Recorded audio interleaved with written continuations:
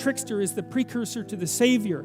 That's one of the things I learned from Jung that was just, it's so unlikely. You'd never think that. It's so amazing that that might be the case. But the satirical and the ironic and the troublemaker, the comedian, the fool is the precursor to the savior.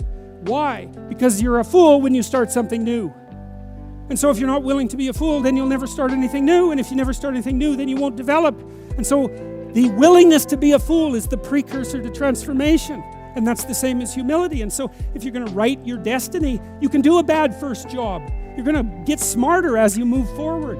That's the thing, is that so something beckons to you. That's what happens here. Maybe the star that Geppetto wished on was the wrong damn star, but at least it was a star, right? At least it was in the sky. At least it moved him forward.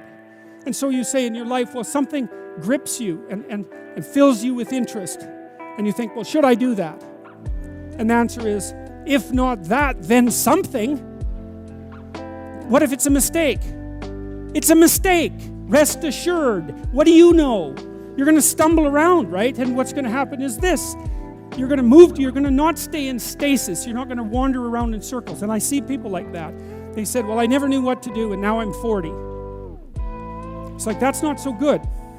That's not so good. And you might say, well, and there is a literature, too, that suggests that people are a lot more unhappy when they look back in their lives about the things they didn't do than they are about the mistakes they made while they were doing things.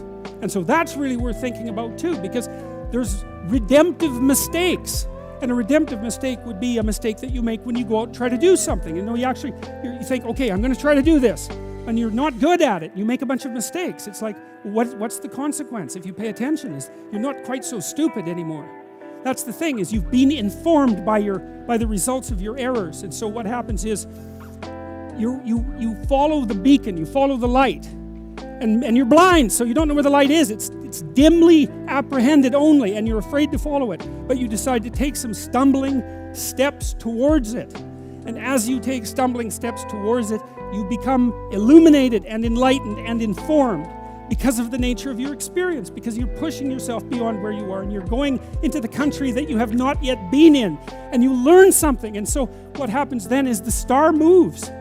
You move 10 feet towards it and you think, no, that's not right. I didn't get it right. It isn't there. It's actually there. And so then you see it somewhere else and you shift yourself slightly and you move forward, and that's what happens.